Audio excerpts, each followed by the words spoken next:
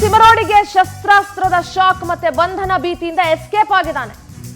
ಕೂತ್ಕೊಂಡು ಯೂಟ್ಯೂಬ್ ಅಲ್ಲಿ ಕೂತ್ಕೊಂಡು ಮಾತಾಡ್ತಿದ್ದ, ಈಗ ಎಸ್ಕೇಪ್ ಆಗಿದ್ದಾನೆ. ಮನೆಯಲ್ಲಿ 2 ತಲವಾರು ಮತ್ತೆ ಬಂದೂಕ್ ಪತ್ತೆಯಾಗಿತ್ತು.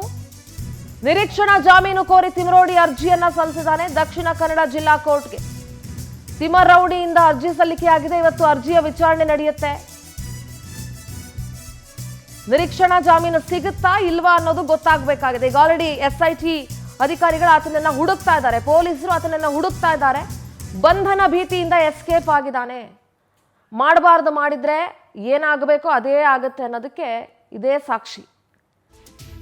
ಎಲ್ಲಾ ರೀತಿಯ ಷಡ್ಯಂತ್ರಗಳನ್ನ ಮಾಡಿದ್ರು, ಕೆಟ್ಟಾಕೊಳಕ ಭಾಷೆಗಳನ್ನ ಮಾಡಿದ್ರು, ಹಲವು ವರ್ಷಗಳಿಂದ ಧರ್ಮಗಳ ನಡುವೆ ಸಂಘರ್ಷವನ್ನ ತಂದಿಟ್ರು. ದಕ್ಷಿಣ ಕನ್ನಡ ಜಿಲ್ಲೆಯಲ್ಲಿ ಅಶಾಂತಿಯನ್ನ ಸೃಷ್ಟಿಸ್ತಾ ಇದ್ದಾನೆ. ಇದೆಲ್ಲ ಕಾರಣಗಳಿಂದ ಆತನನ್ನ ಗಡಿಪಾರು ಮಾಡಿ AC ಸ್ಟೆಲ್ಲಾ ವರ್ಗೀಸ್ ಆದೇಶವನ್ನ ಹೊರಡಿಸಿದ್ದಾರೆ. ಇನ್ನೊಂದು ಕಡೆ ಮನೆಯಲ್ಲಿ ಶಸ್ತ್ರಾಸ್ತ್ರ ಸಿಕ್ಕಿತ್ತು. ಆರ್ಮ್ಸ್ ಆಕ್ಟ್ ಶಸ್ತ್ರಾಸ್ತ್ರ ಕಾಯ್ದೆ ಅಡಿಯಲ್ಲಿ ಆತನ ಮೇಲೆ ಕೇಸ್ ಕೂಡ ದಾಖಲಾಗಿತ್ತು.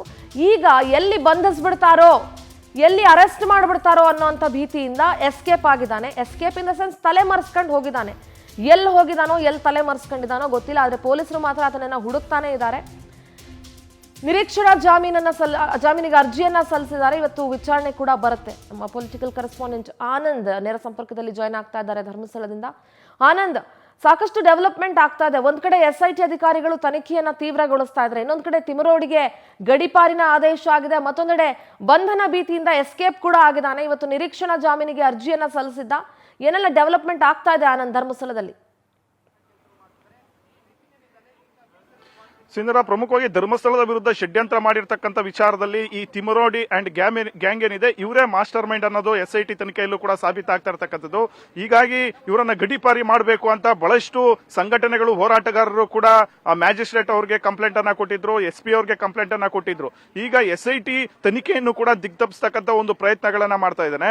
ಇದೇ ಅಲ್ಲದೆ ವಿಡಿಯೋಗಳನ್ನ ಹರಿಬಿಟ್ಟು SIT ಅಧಿಕಾರಿಗಳಿಗೂ ಕೂಡ ಚಳ್ಳೆ ಹಣ್ಣು ತಿನ್ನಿಸ್ತಕ್ಕಂಥ ಒಂದು ಪ್ರಯತ್ನಗಳನ್ನ ಮಾಡ್ತಾ ಇದ್ದಾನೆ. ಈ ಮಧ್ಯೆ ಆತನ ಗ್ಯಾಂಗ್ ನಿಂದ ಪ್ರಚೋದನಾತ್ಮಕ ಹೇಳಿಕೆಗಳನ್ನ ಕೊಡ್ತಕ್ಕಂಥದ್ದು ಇನ್ನೂ ಕೂಡ ಬಿಟ್ಟಿಲ್ಲ. ಈ ಎಲ್ಲಾ ಒಂದು ವಿಚಾರಗಳ ಹಿನ್ನೆಲೆಯಲ್ಲಿ ಸುಮಾರು 32ಕ್ಕೂ ಹೆಚ್ಚು ಕೇಸ್ಗಳು ತಿಮರೋಡಿ ಅವರ ವಿರುದ್ಧ ದಾಖಲಾಗಿರ್ತಕ್ಕಂಥದ್ದು. ಹೀಗಾಗಿ ಇವನು ದಕ್ಷಿಣ ಕನ್ನಡ ಜಿಲ್ಲೆಯಲ್ಲಿ ಶಾಂತಿ ಸುವ್ಯವಸ್ಥೆಯನ್ನು ಹದಗೆಡ್ತ ಕೆಲಸವನ್ನ ಇವರ ಗ್ಯಾಂಗ್ ಮಾಡ್ತಾ ಇದೆ ಅಂತ ಜಿಲ್ಲಾಧಿಕಾರಿಗಳು ಹಾಗೆ ಪೊಲೀಸರು ಗಂಭೀರವಾಗಿ ತೆಗೆದುಕೊಂಡಿರ್ತಕ್ಕಂಥದ್ದು. ಈ ಎಲ್ಲಾ ಒಂದು ವಿಚಾರಗಳನ್ನ ಪರಿಗಣಿಸಿ ನಿನ್ನೆಯಷ್ಟೇ ಪುತ್ತೂರು ಉಪವಿಭಾಗಾಧಿಕಾರಿ ಸ್ಟೆಲ್ಲಾ ವರ್ಗೀಸ್ ಅವರು ಈ ಒಂದು ಆದೇಶವನ್ನ ಹೊರಡಿಸಿದ್ದಾರೆ.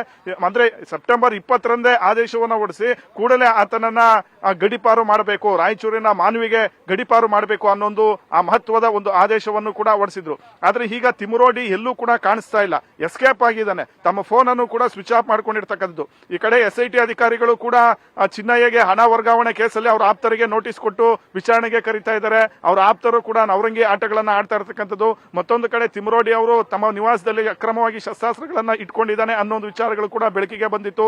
SIT ಅಧಿಕಾರಿಗಳು ರೇಡ್ ಮಾಡಿದಂತ ಒಂದು ಸಂದರ್ಭದಲ್ಲಿ ಒಂದು ಬಂದೂಕು 2 ತಲವಾರು ಕೂಡ ಸಿಕ್ಕಿತ್ತು. ಆದ್ರೆ ಆ ಬಂದೂಕಿಗೆ ಸಂಬಂಧಪಟ್ಟಂತ ದಾಖಲೆಗಳನ್ನ, ಲೈಸೆನ್ಸ್ ಅನ್ನ ತೆಗೆದುಕೊಂಡು ಬನ್ನಿ ಅಂತ ಬೆಳ್ತಂಗಡಿ ಪೊಲೀಸರು ಪದೇ ನೋಟಿಸ್ ಕೊಡ್ತಾ ಇದ್ರು ಕೂಡ ಇದುವರೆಗೂ ಯಾವುದೇ ರೀತಿಯ ಒಂದು ರೆಸ್ಪಾನ್ಸ್ ಕೊಟ್ಟಿಲ್ಲ. ಬದಲಾಗಿ ಈಗ ಗಡಿಪಾರು ಜೊತೆಗೆ ಆತನ ವಿರುದ್ಧ ಏನು FIR ಆಗಿದೆ, ಈ ಹಿನ್ನೆಲೆಯಲ್ಲಿ ನಿರೀಕ್ಷಣಾ ಜಾಮೀನಿಗೆ ಕೋರಿ ಅರ್ಜಿಯನ್ನ ದಕ್ಷಿಣ ಕನ್ನಡ ಜಿಲ್ಲಾ ಕೋರ್ಟ್ ನಲ್ಲಿ ಹಾಕೊಂಡಿರ್ತಕ್ಕಂಥದ್ದು. ಒಟ್ಟಿನಲ್ಲಿ ತಿಮರೋಡಿ ಏನಿದೆ, ಈ ತಿಮರೋಡಿಗೆ ಈಗ ಪೊಲೀಸರು ಎಲ್ಲಾ ಕಡೆಯಿಂದನೂ ಕೂಡ ಲಾಕ್ ಮಾಡ್ತಾ ಇರ್ತಕ್ಕಂಥದ್ದು. ಆದ್ರೆ ಈತ ಸೌಜನ್ಯ ಪರ ಹೋರಾಟ ಮಾಡ್ತಾ ಇದ್ದೀನಿ ಅಂತ ಹೆಸರು ಹೇಳ್ಕೊಂಡು ಇಡೀ ಒಂದು ಸಂಘ ಸಂಸ್ಥೆಗಳನ್ನು ಕೂಡ ದಾರಿ ತಪ್ಪಿಸತಕ್ಕಂಥ ಒಂದು ಪ್ರಯತ್ನಗಳನ್ನ ನಿರಂತರವಾಗಿ ಮಾಡ್ಕೊಂಡು ಬರ್ತಾ ಇದ್ದಾನೆ. ಜೊತೆಗೆ ಪದೇ ಪೊಲೀಸರ ಕರ್ತವ್ಯಕ್ಕೂ ಕೂಡ ಅಡ್ಡಿಯನ್ನ ಉಂಟು ಮಾಡ್ತಾ ಇರ್ತಕ್ಕಂಥದ್ದು. ಈ ಎಲ್ಲ ವಿಚಾರಗಳನ್ನ ಗಂಭೀರವಾಗಿ ಪರಿಗಣಿಸಿ ಈಗ ಆತನನ್ನ ಗಡಿಪಾರು ಮಾಡೋದಕ್ಕೆ ಮಹತ್ವದ ಆದೇಶ ಆಗಿರ್ತಕ್ಕಂಥದ್ದು. ಸದ್ಯ ತಿಮರೋಡಿ ಎಲ್ಲಿದ್ದಾನೆ ಅನ್ನೋ ಮಾಹಿತಿ ಯಾರಿಗೂ ಇಲ್ಲ. ಎಲ್ಲೋ ಒಂದ್ ಕಡೆ ಅವನು ಅಡಗಿ ಕೂತಿರಬಹುದು, ಜೊತೆಗೆ ತಮ್ಮ ಮೊಬೈಲ್ ಫೋನ್ ಅನ್ನ ಸ್ವಿಚ್ ಆಫ್ ಮಾಡಿಕೊಂಡು ಎಸ್ಕೇಪ್ ಆಗಿದ್ದಾನೆ ಅನ್ನೋ ಮಾಹಿತಿಗಳು ಕೂಡ ಸಿಗ್ತಾ ಇರ್ತಕ್ಕಂಥದ್ದು. ಥ್ಯಾಂಕ್ ಯು ಆನಂದ್ ನಿಮ್ಮೆಲ್ಲ ಡೀಟೇಲ್ಸ್ಗೆ.